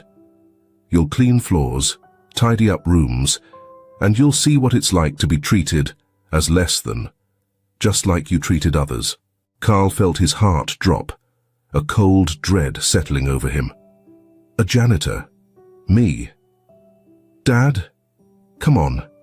This will crush what little dignity I have left." He pleaded, his voice heavy with despair, but his father was unmoved. "This is the only way for you to learn to appreciate what you've taken for granted all your life. You'll be the one scrubbing floors, just like you used to have others do for you. Maybe then, Carl, you'll finally understand what it means to be human." The next morning, Carl arrived at the company without his usual suit and self-assured attitude. He wore a janitor's uniform, his name stitched plainly on the shirt, a constant reminder of his new place in the world. Pushing a cleaning cart through the halls, he felt the curious or disdainful stares of former colleagues and employees. Each sweep of the broom chipped away at his pride, each step a fresh lesson in humility. The employees' voices were muted, but Carl could still sense the mockery in their laughter, directed at his downfall. So, this was the once mighty Carl, huh? Look at him now. One of them didn't even bother to hide his comment. "I earned this. It's what I did to Maria," Carl thought, as he pushed the mop across the cold, hard floor. During lunch, Carl found himself alone in the cramped, stifling staff room, a place he had never even noticed before. He could sense the whispers and the judgmental glances thrown his way. This must have been how Maria felt every day. "I never cared. And now it's my turn." The days dragged on, each one feeling longer and more bitter than the last. Whenever he stepped into a conference room to clean, memories surfaced of when he used to command those meetings. Now, as he scrubbed the floors, his reflection revealed a man stripped of everything he once held dear because of his own arrogance. "Will I ever come back from this?" he wondered, scrubbing harder to push away the feeling of despair. When his shift ended, Carl found himself alone in the massive company building he once called his own. Sitting in the cramped janitor's closet, he replayed the events that had led him here. The hard physical work took a toll, but the mental strain weighed far heavier. I was the boss, and now I'm just the janitor. "How did it come to this?" he muttered, his voice echoing in the empty silence around him. But deep down, Carl recognized this was just the beginning of the lesson he needed to learn. The privileges, the protection that came with power and wealth, all of it was gone. Now, he faced the same disdain he once dished out to Maria, but directed at himself. The shame was relentless, and he understood the path to any kind of redemption would be long, if it existed at all. The days felt like an endless punishment, each one beginning with him putting on the janitor's uniform and enduring the smirks and murmurs of former colleagues.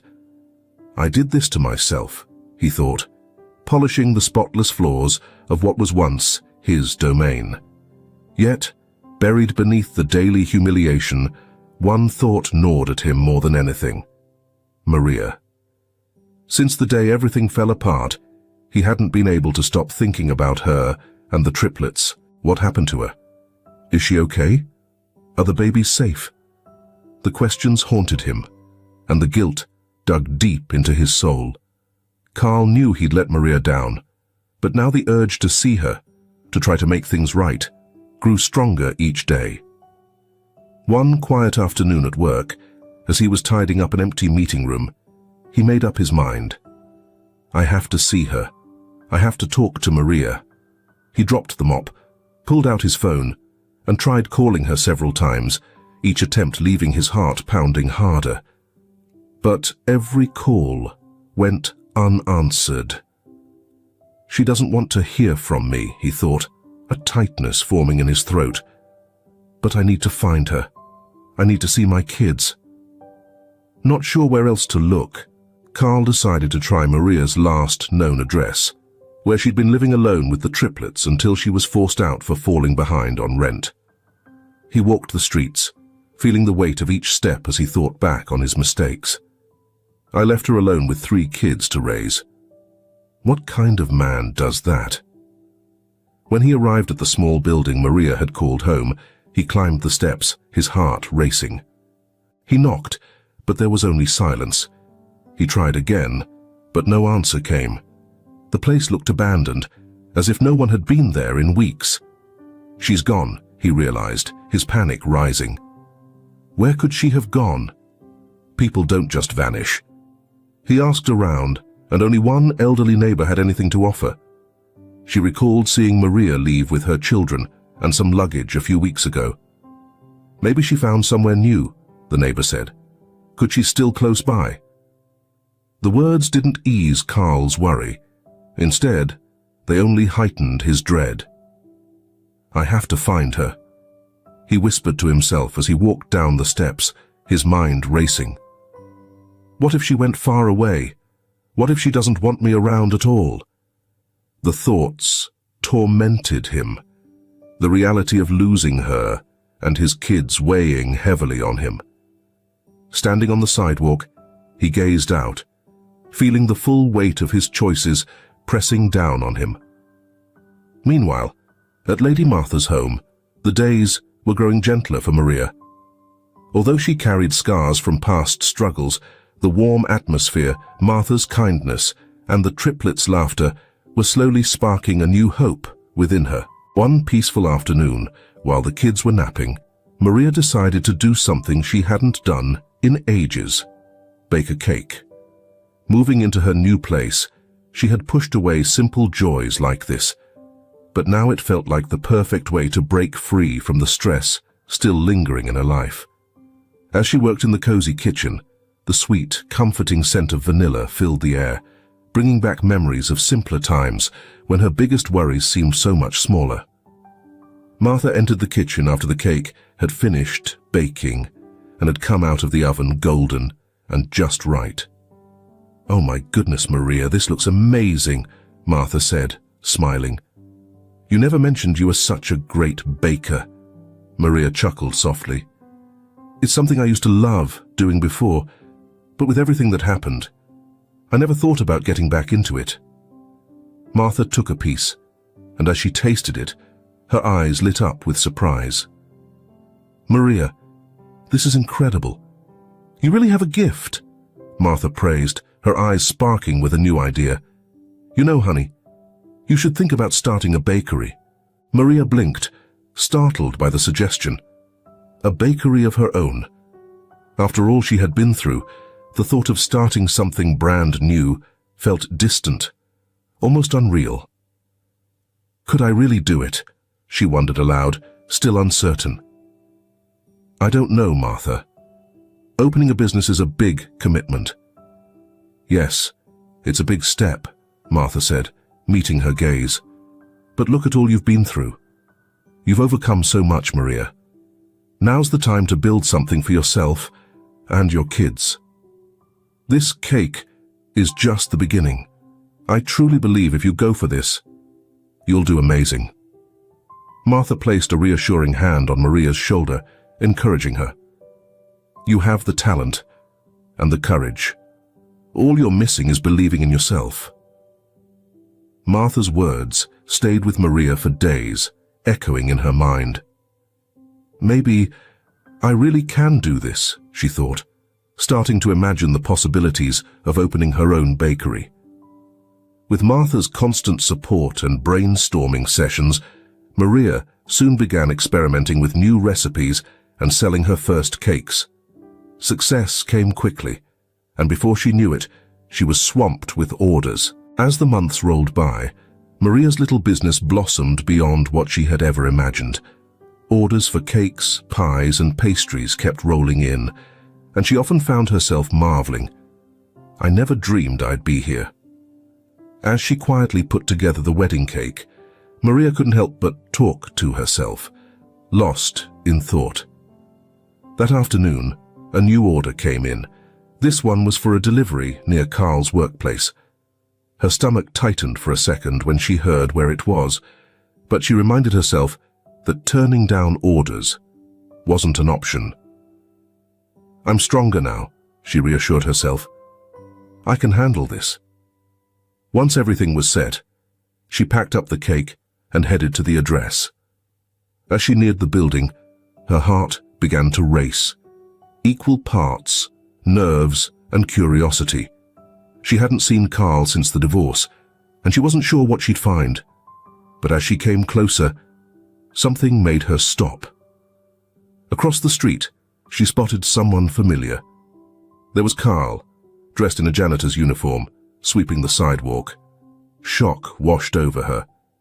He's out here cleaning the sidewalk of his own building, she thought, astonished. Seeing him like this, a complete contrast to the man she once knew, was jarring. For a moment, she considered just walking past, but something held her there. Carl, noticing her, immediately dropped the broom and rushed over. "Maria, please hear me out," he pleaded, visibly shaken, his eyes filled with a raw humiliation. I know I don't deserve anything from you, but I need to ask for forgiveness. I understand now, truly, what you went through. I realize how much pain I caused." Maria held back, watching him with a calm but resolute expression. Gone was the man who had dismissed her so easily. Instead, here was someone vulnerable, worn down by his own regrets. "Do you really understand, Carl?" Her voice was steady. "Do you get what it felt like to be tossed aside, like I was nothing? To raise 3 kids alone, struggling to provide, while you lived without a care?" Carl's head dropped, shame evident. "Yes, Maria. Now I understand," he admitted. "Everything I've been through has shown me just how selfish I was. I know I hurt you in ways I never should have. I don't expect forgiveness right away, but please, let me be a part of our children's lives. They deserve to have a father, and I'm ready to do whatever it takes to be that for them." Maria took a deep breath, feeling a mix of relief and weight lift from her chest. Finally, he gets it, she thought, sensing a shift within herself. Looking Carl straight in the eye, she said, "I won't sugarcoat it, Carl. What you did shattered me, and I'll never erase that. But I see you've made changes, and because of that, I'm choosing to forgive you." Carl lifted his head, his eyes filled with raw emotion. You forgive me?" he stammered, disbelief coloring his voice. "I forgive you, Carl," Maria replied with conviction. "But that doesn't mean we're getting back together. Forgiveness isn't the same as reconciliation. We're each on our own journey now. For the kids, though, I'll let you be part of their lives, as long as you keep showing up the right way." Carl nodded, visibly moved, the gratitude evident on his face. "I promise, Maria," he said earnestly. "I promise I'll be the father they deserve." With one last glance, Maria turned toward her car, feeling like a chapter of her life had finally come to a close. Carl watched her walk away, realizing that while their relationship would never be the same, he had another chance to be there for his kids. The months that followed saw Carl rebuilding his life. Humbled and grounded, he dedicated himself not just to his work, but more importantly, to being present for the triplets. Day by day, Carl became more involved, committing himself in ways he hadn't before, cherishing each moment with them. His connection with Maria grew into a respectful, cooperative partnership. Together, they found a rhythm that kept the past behind them and centered their focus on the children. The triplets' laughter was a constant in every room they entered, and both Carl and Maria were devoted to giving them a stable, loving home. As Carl continued proving himself at work through humility and hard work, his father, who'd once taken away his privileges, began noticing his genuine transformation. Several months after Carl had been demoted to a janitorial role, his father finally invited him in for a talk. "I've been watching you work hard, Carl," his father said, his tone sincere. "You've learned to appreciate what it truly means to work and to value those around you. Because of that, I'm offering you a second chance with the company." Carl was taken aback, deeply grateful for this renewed opportunity. "I've learned, Dad. Now I know what it's like to be responsible for more than just myself," he said humbly, a sense of maturity evident in his tone from the past few months. His father gave a small, approving smile. "You'll start fresh in administration, but you've got to earn your place. This company's foundation is hard work, not privilege. I hope you get it right this time." With this new position, Carl threw himself into rebuilding, though this time his perspective had shifted. He saw work not just as a path to personal success, but as a way to make a positive impact. He kept his days structured, but now he prioritized being there for the triplets, ensuring they felt loved and cherished. He took them to school, to the park, and taught them the values of kindness and respect. Meanwhile, Maria continued to flourish with her bakery. Her small business was booming.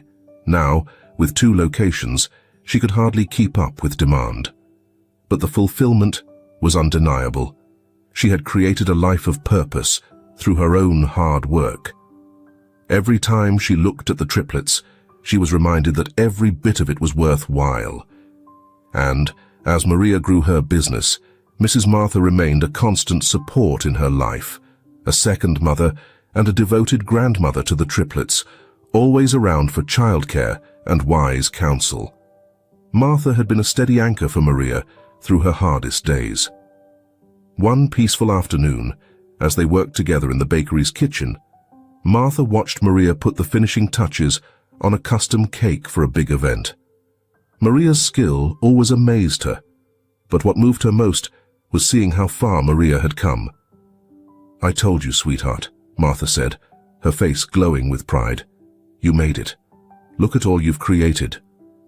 It's all from your hard work, your heart," Martha continued. Maria's eyes welled up with gratitude. "I couldn't have done it without you, Martha. From the start, you believed in me, even when I didn't. You gave me a home, support, and stayed by my side through everything. I'm forever grateful." Martha, with the wisdom of her years, smiled gently. "Life's like a circle, my dear. What you've done is from your own efforts. I just did what anyone should. Lend a hand to those in need. And now, look at the incredible woman you've become. Your children look up to you, and everyone who knows you sees the resilient, determined woman you've become." Maria brushed away a tear, feeling moved. "I always promised myself I'd find a way to repay you for everything." "You already have," Martha replied, resting her hand on Maria's. "You filled my home with joy, and together we became a family. You gave your children something rare, a home filled with love, and now you're spreading happiness to others with your treats." The triplets, always darting around the shop, were like little beams of light brightening every corner. They adored Martha, who loved taking them on strolls and sharing bedtime stories. To Martha, seeing Maria and her children happy was a gift in itself. Then one day, a new cake order came in. Maria had to deliver it to an event near Carl's company. Feeling a mix of hesitation and resolve to move forward, she accepted the job. On delivery day, as she parked nearby, something made her freeze. She stepped out, taking in the scene before her. There was Carl, once full of arrogance and pride, now working a humble job. He looked so different. Noticing her, he walked over with a tentative smile.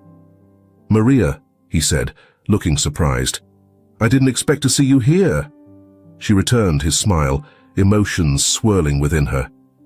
"I have a delivery nearby," she said. "You look different." Carl nodded, his eyes reflecting a new understanding. "I am different.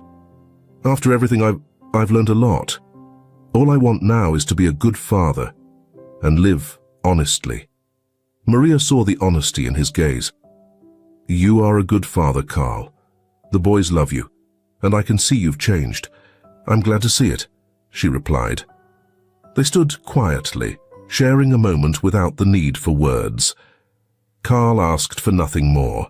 No excuses were made, just a quiet acceptance of the lives they were building.